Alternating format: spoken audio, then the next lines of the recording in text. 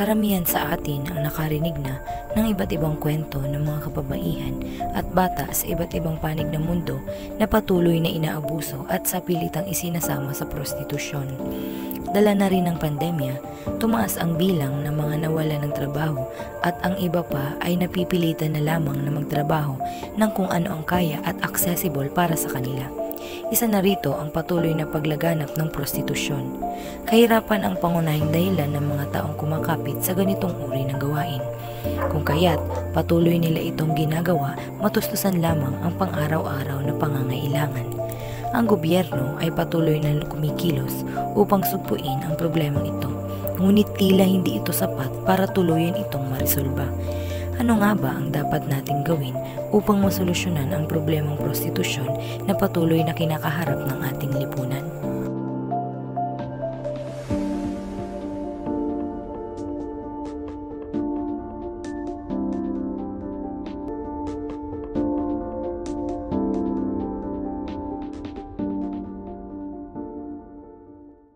Ano nga ba ang prostitusyon?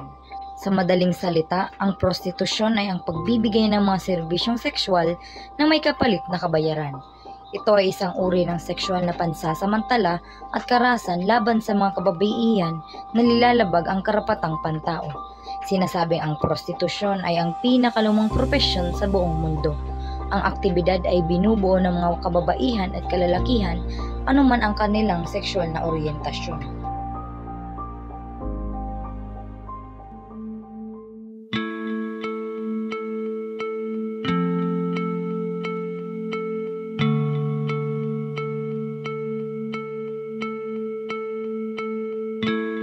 Nagsimula ang prostitusyon sa mga karating lugar malapit sa Clark Air Base sa Angeles City, Pampanga noong 1960s dahil sa Vietnam War. Maraming mga negosyo ang itinayo tulad ng mga bar sa paligid ng base militar, kung kaya't maraming kababaihan ang naengganyo sa prostitusyon at magserbisyo sa mga lokal na customer at mga dayuhan.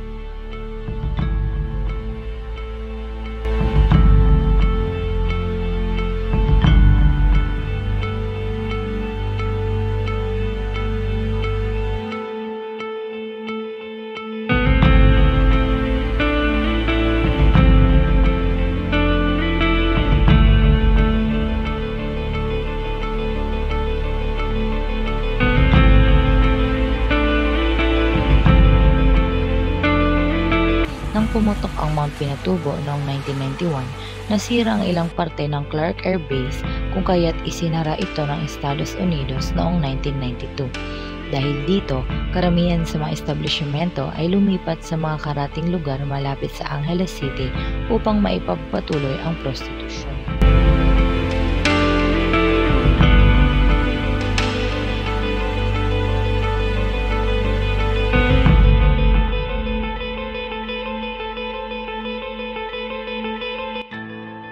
Types of prostitutes. Brothel workers. Sila yung mga taong pinagtatrabaho ng mga bugaw o kaya naman kinuha ng mga brothel owners upang magbigay ng serbisyong sexual sa kanilang mga kliyente. Entertainment girls, na binubuo ng mga bar girls, nightclub, hostesses, waitresses, masseuses at exotic dancers.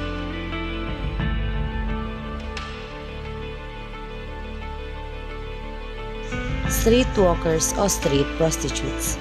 Sila yung mga taong nagtatrabaho at makikita natin sa mga lansangan upang maghanap at mag-offer ng serbisyong sexual sa kanilang customers.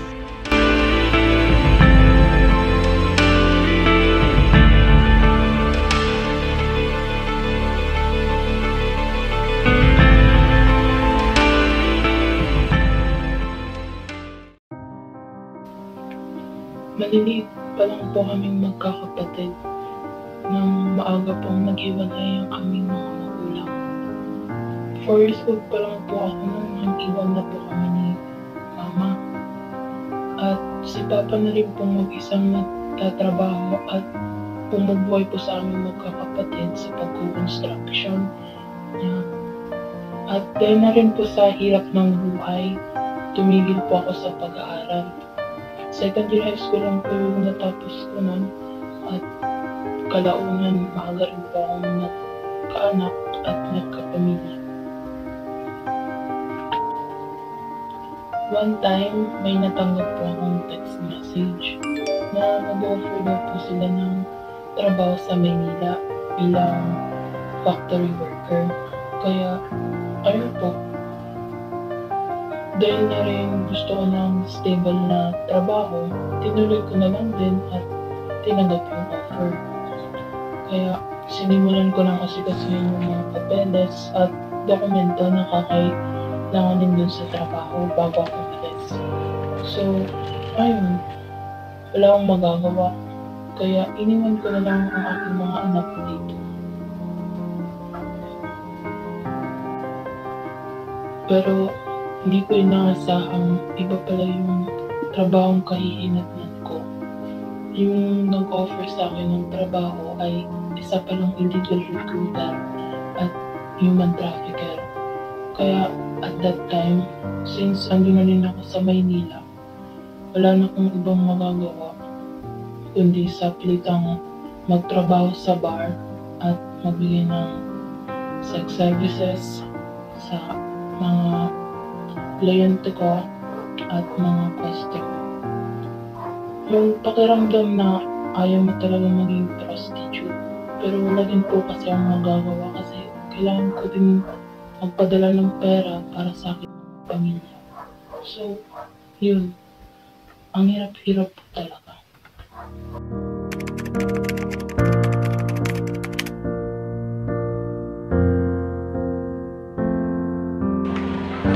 Sa tingin ko po, isa sa mga dahilan kung bakit maraming tao, lalong-lalo na sa mga kababaihan, ang napipilitang sumama sa prostitution dahil sa kakulangan at kawalan ng trabaho.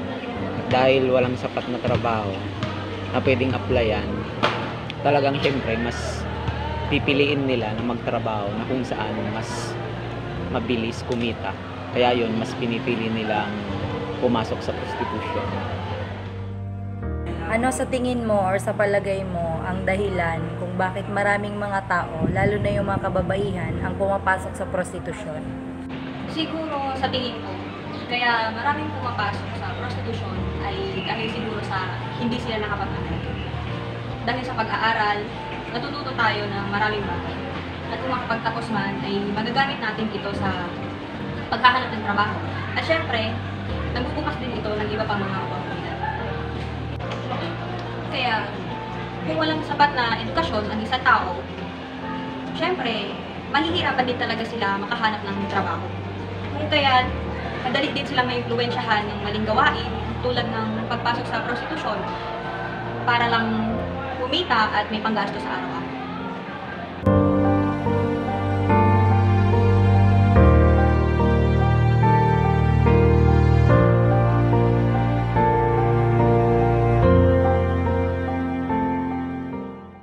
Ang 1987 Konstitusyon ng Pilipinas ay nagtatadhana na pinapahalagahan ng Estado ang dignidad ng bawat tao at ginagarantayahan ang buong paggalang sa bawat tao at mga karapatang pantao.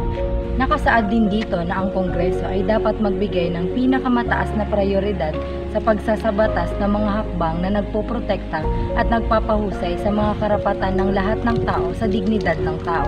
Bawasan ang mga hindi pagkakapantay-pantay sa lipunan, ekonomiya at politika at alisin ang mga hindi pagkakapantay-pantay sa kultura sa pamamagitan ng pagbahagi ng yaman at kapangyarihang pampolitika para sa kabutihang panlahat. Narito ang mga batas at pulisiya na may kaugnayan sa prostitusyon.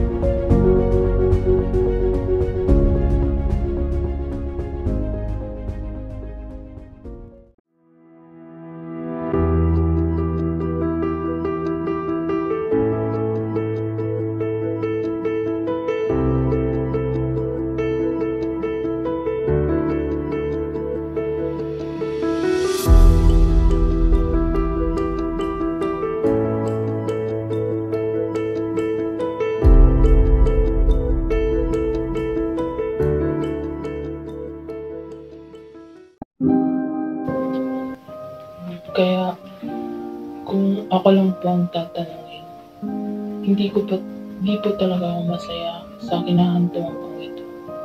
Nagsisisi po talaga ako kung ba't ganito nangyari sa akin.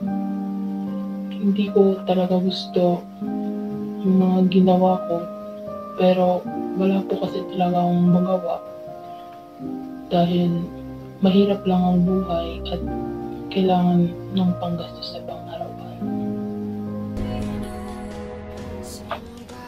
Maraming tao ang hinuhusgahan ako dahil sa ginagawa ko, pero hindi nila alam kung para saan at kung bakit ko ito ginagawa. Masakit pa talaga tanggapin para sa akin ang realidad, kaya sana maintindihan nila at wag sana kaming husgahan dahil hindi ko talaga ito ginusto.